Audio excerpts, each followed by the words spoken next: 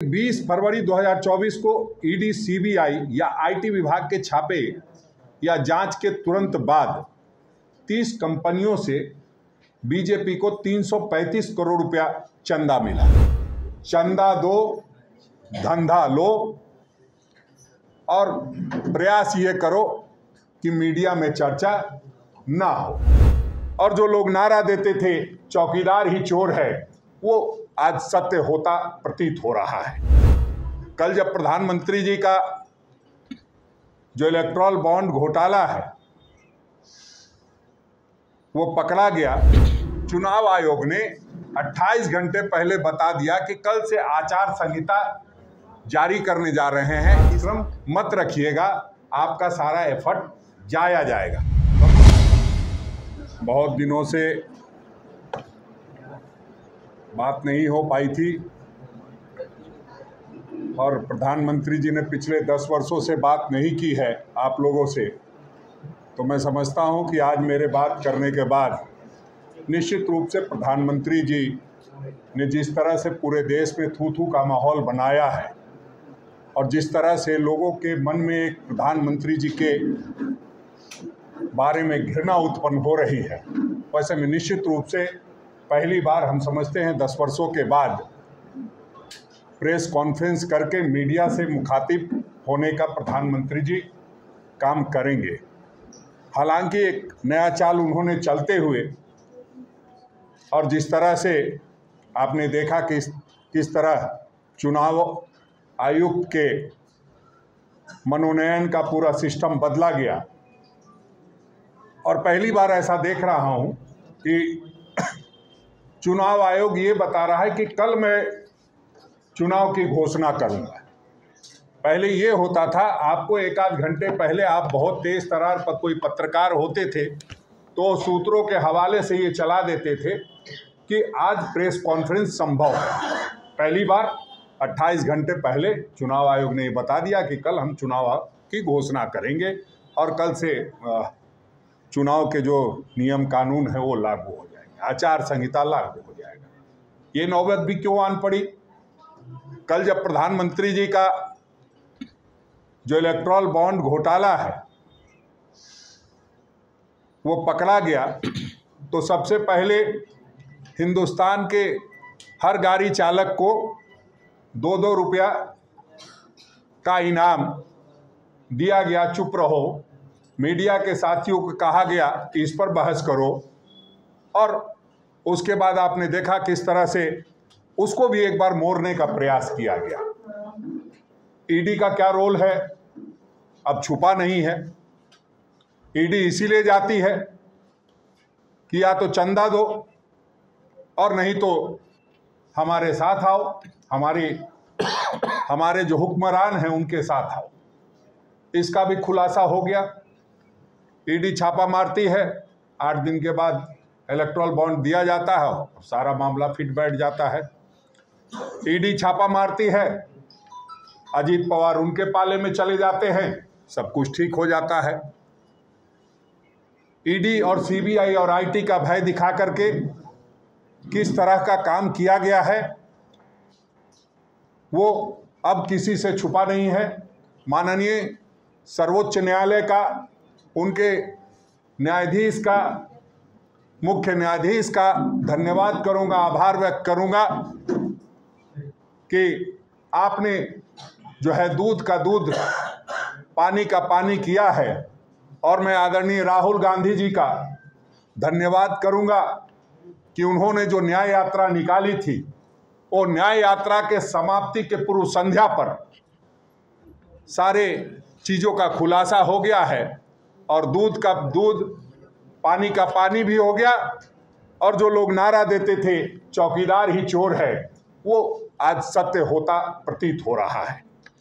आप लोगों ने प्रयास किया है, अगर आपके चैनल के माध्यम से नहीं तो कम से कम आपने अपने सोशल मीडिया के माध्यम से जरूर ऐतराज जताया है कि माल महाराज का और मिर्जा खेले होली, ये नहीं हो सकता है। और किस तरह से आपने देखा कि जो 2018 में मार्च में बॉन्ड की शुरुआत की गई, इलेक्टोरल बॉन्ड की, और उसमें से 2018 मार्च से अप्रैल 2019 तक का जो डाटा है वो अभी भी नहीं दिया गया है। इसलिए जो लोग अडानी का नाम ले लेकर के कह रहे हैं कि बिल्कुल कुछ भी नहीं निकला है, तो उनको इंतजार करना चाहिए, कहीं जल्दीबाजी में उन्होंने ही नहीं पहले दिया हो। तो जो हम आरोप लगाते हैं उसमें दम होता है, और इस दम के साथ ये कहना चाहते हैं कि जो बॉन्ड के डाटा अभी भी है वो एसबीआई को जल्द से जल्द वेबसाइट पे जो चुनाव आयोग को सौंपना है वो सौंपना चाहिए। इसमें भी गड़बड़ी पाई जा रही है। पूरे झारखंड में इसको लेकर के एसबीआई के सामने धरना दिया, सर्वोच्च न्यायालय ने सख्त आदेश दिया और उसके बाद एसबीआई को डाटा रिलीज करना पड़ा। उस डाटा के अनुसार उसमें यह है कि 20 फरवरी 2024 को ईडी, सीबीआई या आईटी विभाग के छापे या जांच के तुरंत बाद 30 कंपनियों से बीजेपी को 335 करोड़ रुपया चंदा मिला। छापे के तुरंत बाद कंपनियों ने भाजपा को चंदा क्यों दिया, इसका आप अनुमान लगा सकते हैं। 335 करोड़। सेबी ने जिन 4 कंपनियों को फर्जी बताया था, जिसको ये लोग बड़े लोग पूछते थे कि सेल कंपनी क्या होता है, अरे सेल कंपनी का पूछना है तो प्रधानमंत्री जी से पूछो क्या होता है। उनसे भी भाजपा ने 4.9 करोड़ का चंदा लिया।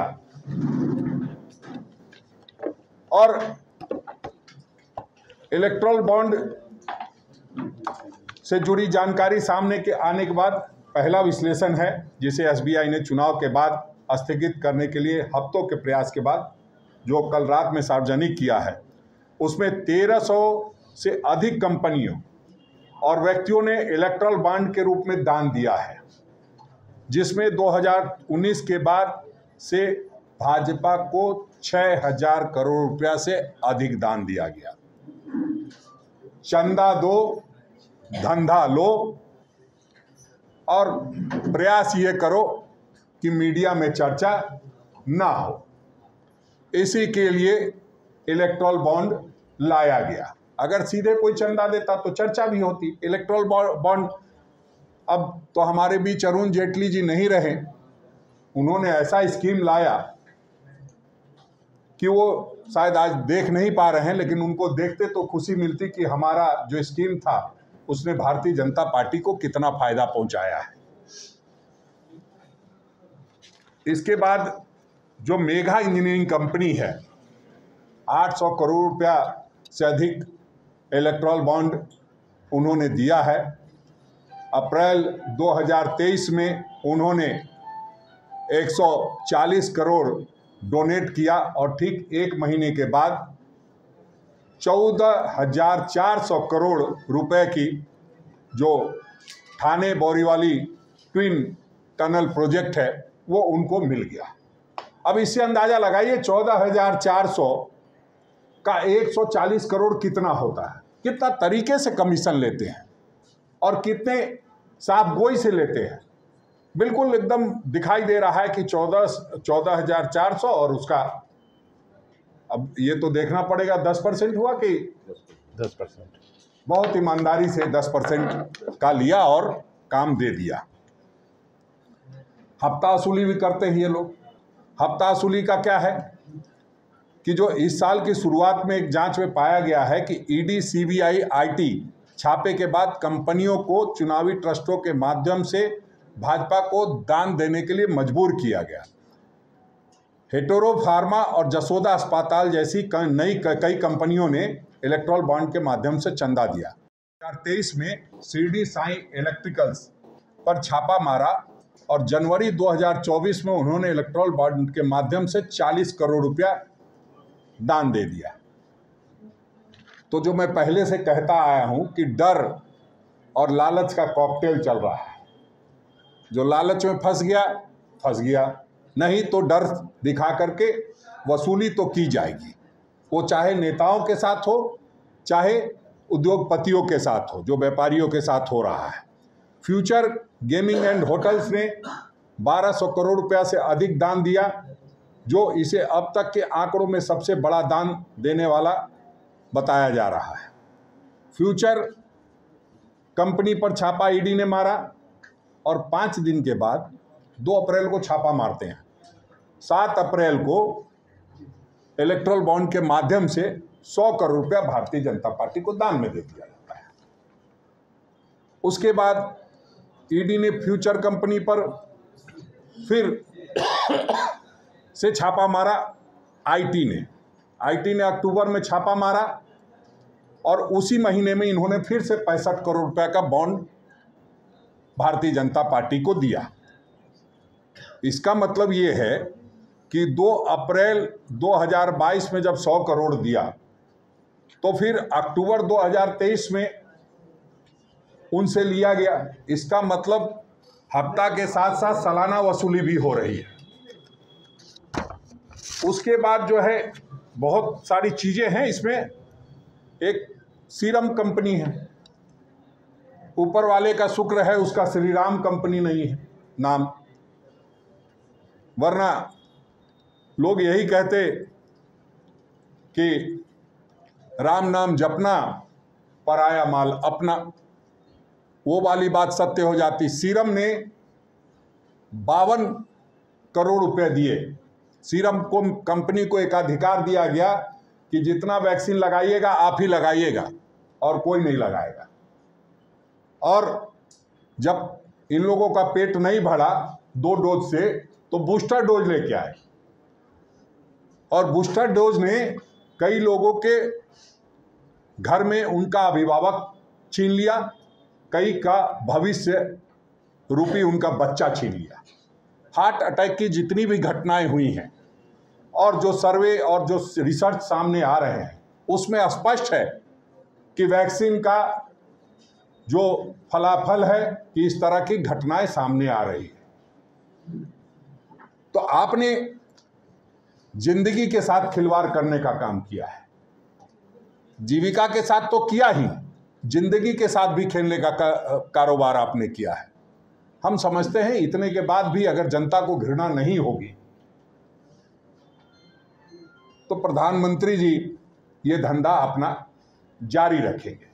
की घटनाएं सामने आई है कि मेघा को दिसंबर 2022 में बीकेसी बुलेट ट्रेन, जिसमें बड़ा बड़ा सपना दिखाते हैं, उसमें भी इन्होंने 56 करोड़ का दान ले लिया। बुलेट का जो ट्रेन स्टेशन का कॉन्ट्रैक्ट दिया उसमें भी उन्होंने 56 करोड़ का खेल कर दिया है। और मेगा इंजीनियरिंग की तो बात ही छोड़ दीजिए, वेदांता जो स्टील है जो कंपनी है उससे भी इन्होंने कोयला का जो माइंस का खेल चलता है। जब साइकिल पे कोयला व्यक्ति, एक गरीब व्यक्ति ढो रहा था कोयला और उससे आदरणीय राहुल गांधी जी भारत जोड़ो न्याय यात्रा के दौरान मिले तो भारतीय जनता पार्टी के तमाम चोर चिल्लाने लगे कि कोयला चोर से राहुल गांधी जी बात कर रहे थे। तो ये जो माइंस का घोटाला चल रहा है, ये जो माइंस के मामले में उन लोगों ने लिया है इलेक्ट्रल बॉन्ड के जरिए, उसका भी खुलासा करना चाहिए। वेदांता ने इनको 25 करोड़ रुपए का दान दिया है।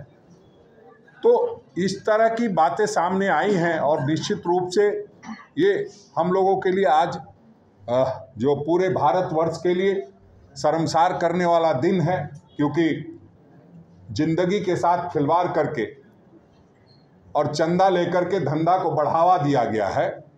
ये कतई ठीक नहीं है, इसको कांग्रेस पार्टी कतई बर्दाश्त नहीं करेगी और हम लोग लगातार इस पर पहले से भी बोलते आए हैं और लगातार आगे भी इसकी लड़ाई लड़ते रहेंगे। आप जानते हैं कि सरकारी कंपनी जो बीपीसीएल है उसको भी जो है इन्होंने वेदांता को देने का काम किया। उसके बाद 400 करोड़ रुपये से ज़्यादा इलेक्ट्रल बॉन्ड जो है वेदांता ने दिया है। नवयुग इंजीनियरिंग कंपनी ने भी 90 करोड़ के बॉन्ड खरीदे और दान दिया। कंपनी यही कंपनी है जो उत्तराखंड में सुरंग बना रही थी तो 41 मजदूर 17 दिनों के लिए फंस गए थे। और मामले की जांच आज तक पूरी नहीं हुई है। गाजियाबाद स्थित जो जसोदा हॉस्पिटल पर कोविड के दौरान जनता से वसूली के आरोप लगे थे, जसोदा हॉस्पिटल पे भी छापा पड़ा था। जसोदा हॉस्पिटल ने 162 करोड़ का बॉन्ड खरीदा और दान करके जो भारतीय जनता पार्टी का वॉशिंग मशीन है उसमें धुलने का काम किया। इस तरह के केस हैं जिसको आप लोग, अभी तो शुरुआत है, आज तो पहला दिन है, हम समझते हैं आते आते समय आते आते बहुत सारी चीज़ों का खुलासा होगा। और ये जो अडानी के बारे में कुछ चैनल बहुत गला फाड़ फाड़ के चिल्ला रहे हैं, अब इन कंपनियों में देखना होगा कि उनका कितना स्टेक है। अभी ये बात सामने आना बाकी है। इनके पास, अडानी के पास, इन कंपनियों के लोगों ने पूरी मजबूती के साथ झारखंड में इस तरह का धरना दिया कि कहीं ना कहीं एक बात गई, चाहे वो सर्वोच्च न्यायालय तक गई हो कि नहीं, इसमें कुछ गड़बड़ घोटाला है, तभी लोग, आम नागरिक सामने आ रहे हैं। और उसका परिणाम है कि कोर्ट का सख्त आदेश मिलने के बाद एसबीआई ने तुरंत से सारी डिटेल्स दी। हाँ, ये जरूर है कि और जो डिटेल्स बाकी हैं वो नहीं देंगे तो हम लोग आंदोलन जारी रखेंगे। और आप जानते हैं कि आंदोलनों को रोकने के लिए, सड़क से लेकर सदन तक हंगामा को रोकने के लिए आज चुनाव आयोग ने 28 घंटे पहले बता दिया कि कल से आचार संहिता जारी करने जा रहे हैं। इसका मतलब ये है कि आप कल दोपहर 12 या 3 बजे के बाद कोई कार्यक्रम मत रखिएगा, आपका सारा एफर्ट जाया जाएगा। तो अब बताइए क्या किया जाए। चुनाव आयोग की भी कुछ बात मान ली जाए। अब तो जनता सीधे मुखातिब होगी विभिन्न पार्टियों के पास और वो अपना निर्णय देगी। जो आपने डेटा दिया है अभी, इसमें ये है कि एसबीआई ने जो दिया है उसमें ये नहीं कि ये तो किसी ने खंडन किया हो तो आप बताइएगा। अभी तक तो जितनी बातें हम कह रहे हैं उसका खंडन, और जो सोशल मीडिया पे भूखने वाले लोग थे वो तो कहीं दिखाई नहीं दे रहे हैं। नहीं तो अभी तक जो आपने बात बताई है वो अब तक सारे सोशल मीडिया पर आ गई रहती। हम ये समझते हैं कि प्रधानमंत्री जी ने जो काम किया है, जो चुनावी इलेक्टोरल बॉन्ड लाने का काम किया है, उसमें घोटाला हुआ है और उसमें उनको सबसे ज़्यादा फायदा हुआ है और उन्होंने अपने फायदे के लिए इस चुनावी बॉन्ड को जारी किया था। मैंने पहले ही कहा है कि बिना लगन के ब्याह नहीं होता है, और जो लोग बिना लगन के ब्याह करते हैं उनके साथ फेरों की गारंटी पूरी नहीं होती। इसलिए चुनाव आयोग को कल घोषणा करने दीजिए, हम लोग उम्मीदवारों की भी घोषणा कर देंगे। झारखंड के लिए नहीं, देखिए कुछ जगह जो लोग 6 महीना पहले कार्ड छपा लेते हैं उनके साथ कई बार हादसा हो जाता है कि वो ब्रेकअप हो जाता है पहले ही। और हुआ, भारतीय जनता पार्टी ने जिन उम्मीदवारों की घोषणा की उन्होंने हाथ जोड़ के मना किया, भैया नहीं लड़ेंगे चुनाव, हमको माफ कीजिए। और आप देख रहे हैं कि जब चुनाव नजदीक आ गया तो जाकर के हम लोगों ने एक शुरुआत कर दी। आप लोग का भी तो सम्मान करना है। डेली माइक लेके पूछते थे कब होगा कब होगा, तो हमने अपने आला कमान को कहा कि कुछ राज्यों का कर दीजिए, कम से कम भाइयों को तसल्ली दिला दीजिए।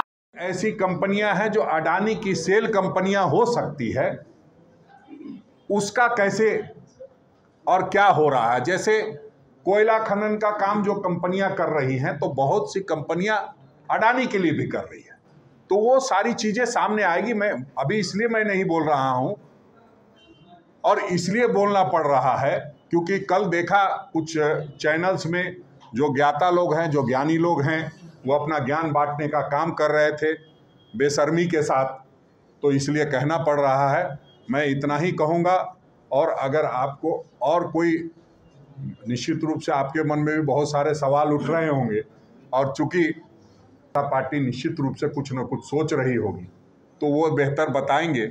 जब उनकी बात हो जाएगी तब हम बताएंगे कि हमारे यहाँ क्या है। चुनाव लड़ी है वहां से उन्होंने डिनाई किया है कार्रवाई हुई, तो राजनाथ जी चतरा को कितना और झारखंड को कितना साथ? देखिए, चुनाव है, अब आएंगे, घूमेंगे, मंदिर का दौरा करेंगे।